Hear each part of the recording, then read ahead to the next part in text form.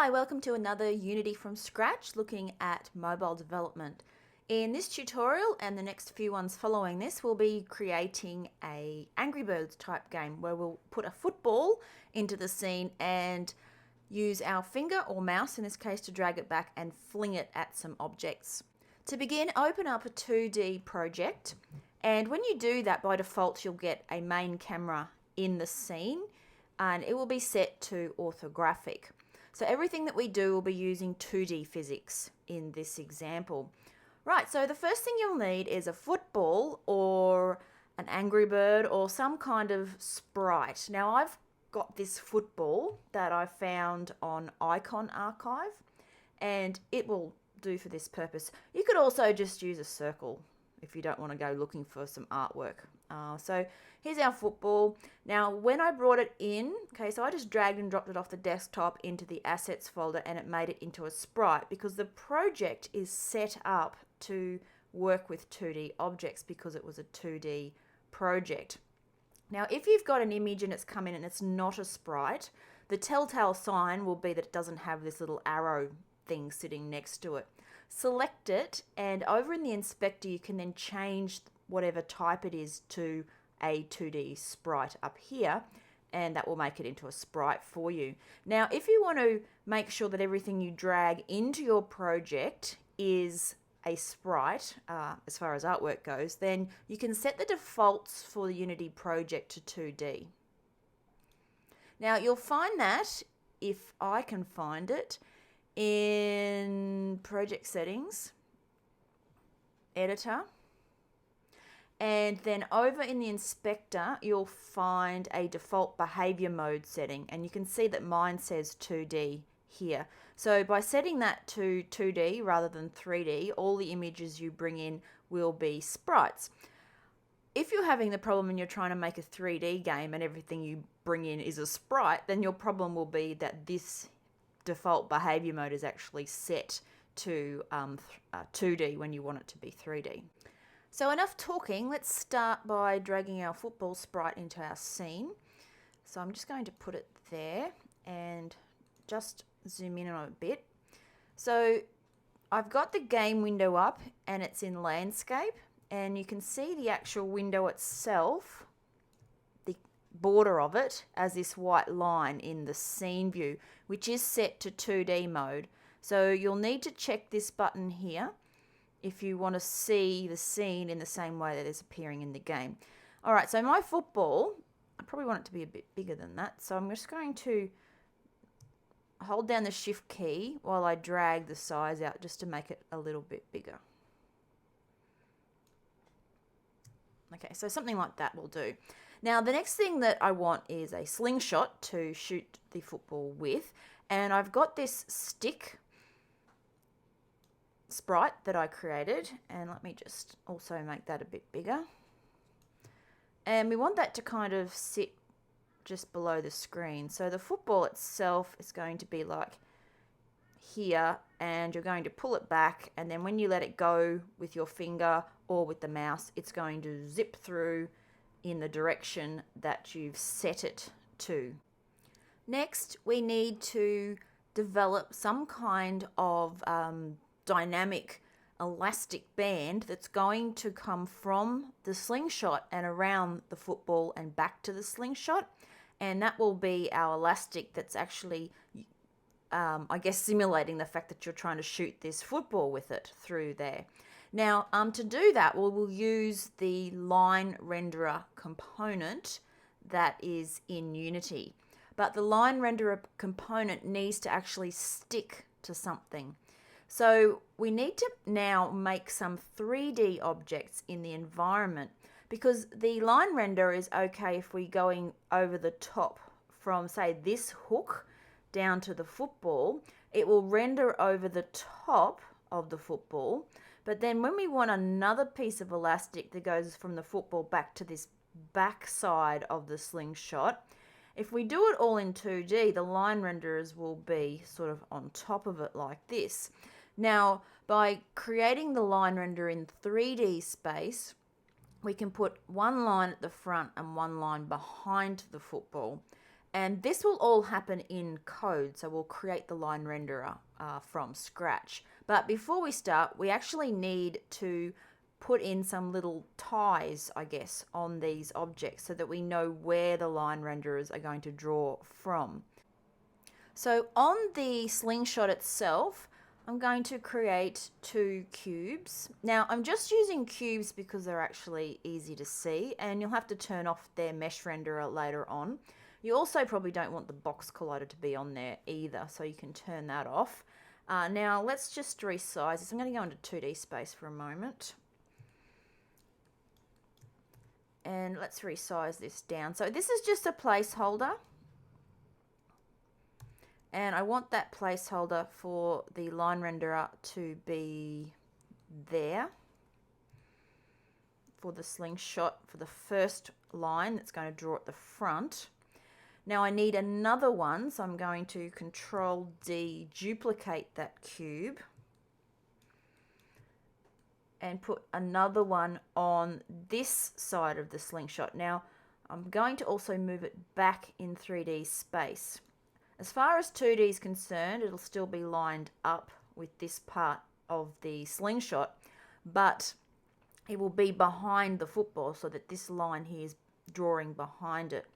Now the other thing we need are some anchor points on the actual football itself. So I'm going to select the football and I will create, actually I won't create another cube, I'll just duplicate one of these cubes and just drag and drop it onto the football and then just move it.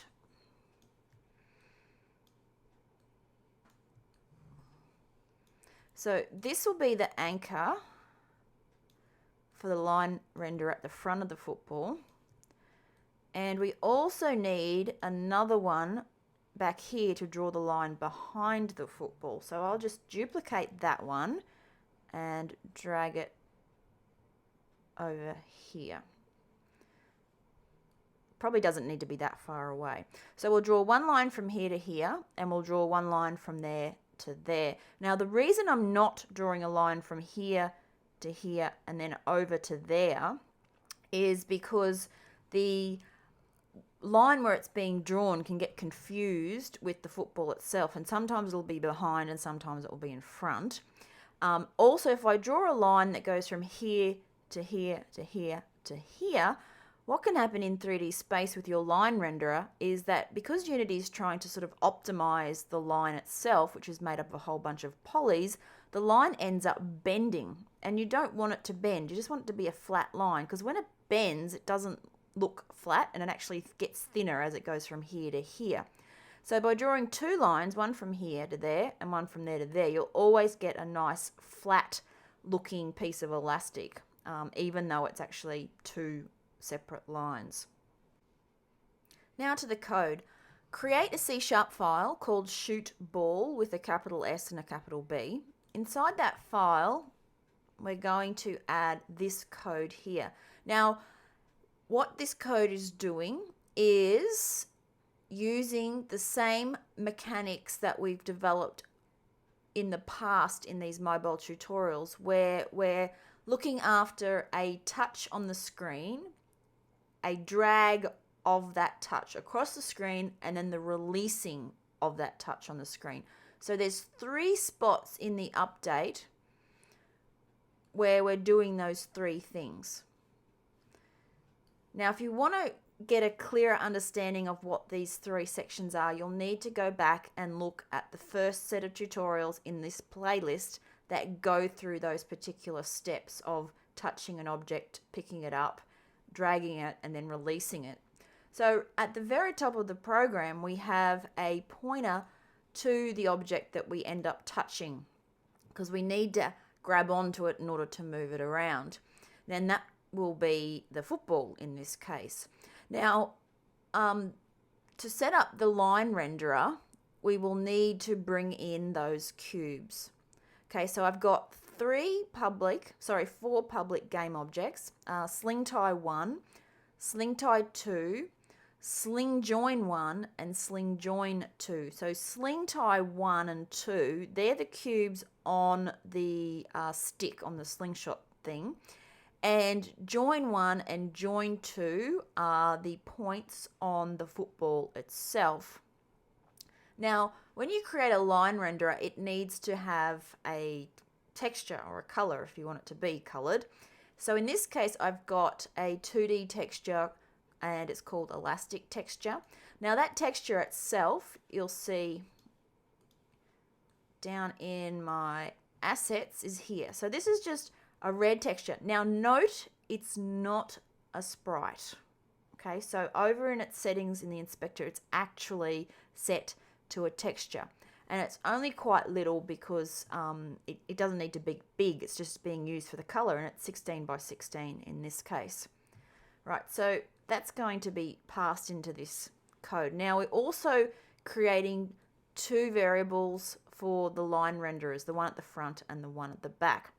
Now finally you'll see this public game object ball here, which funnily enough I'm not even using in this code, so I'll just get rid of it. I think that was left over when I used to grab hold of the football object, but this is doing it up here when we put our finger down and grab hold of it. Alright, so next we have our start function, and this is where our line renderers get created.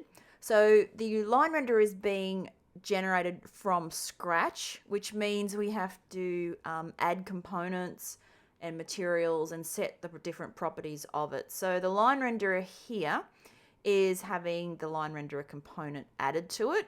It's then having the material created for it using that elastic texture. It's then setting the width of it. Now if you want your elastic to be wider or thinner, you can just change these two values. It's also setting the vertex count. So the vertex count is basically how many bends you're going to have in your line renderer. In this case, we've only got two vertices. So we've got the starting and the ending position. If you have a single bend in it, you'd have a start, a bend, and then an end position. So for our joins, because we've only got two of them and it's a straight line, it's not going to bend anywhere. It's two. And then for each vertex of our line renderer, we use these two lines and we set the first one, which would be vertex 0, to the sling tie 1, which is that first cube attached to the stick, and the second one is the first cube attached to the football, which is join 1. Now we do this again for our second line renderer, and it's exactly the same code, but this time we're joining up with sling join 2 and sling tie 1 for those two vertices. Moving on to the update function. As I said before, the update function has the get mouse down or the get mouse button down the first time that the left mouse button is clicked, so that this will run in the editor when you're testing it, but it's also got the mobile code in it as well. So on touch began, we're going to grab hold of the football, and we're doing that by sending a ray into the environment and doing a physics 2D get ray intersection. So this is similar to what we were doing when we were picking up the 3D object for the ball in previous tutorials and moving it around on the screen. We're now doing it with a single flat 2D object using the 2D physics system, which reminds me we need to go and put a collider and a rigid body onto that football, and we'll do that in a moment. Now if we don't actually hit anything, we quit out of this code. If we do, we then test that the object that we're touching is tagged with ball, which is another thing that we need to do. And let's do that now while I'm thinking about it. So I'll just switch back to Unity. The football itself here, we want to tag that with ball. Okay, and what was the other thing we need to do? Yes, we need to add on our physics component. So with the football selected, go to add component. Let's look up physics. We want a collider. Now the 2D colliders, you've got a choice. You can have a box collider. You can have a circle collider. If you had a soccer ball or something quite round, that would work for that. And there's this polygon collider. I'll select the polygon collider because it'll probably look a little bit better around our football. And you can see that, if I just zoom in here, what that polygon collider will look like.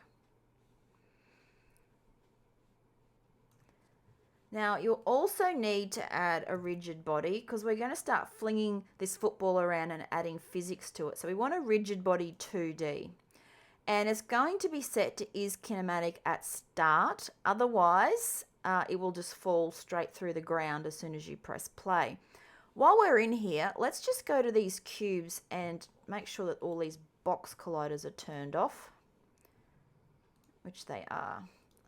All right, so now that we've done that, let's go back to the code and continue going through it. So that was the touch phase began and picking up the actual ball itself. Now in the next part, the else if for touch phase ending, this is when you lift your finger off the screen, and at this point it's where you're going to actually apply physics to that ball and fling it across the screen. And it does that by first turning on the physics, the rigid body again, which will occur when you go is kinematic is false. And we'll set a mass at this time as well. So if you want your football to have a higher mass to actually cause more damage when it hits something, you could increase this value and have a play with it here.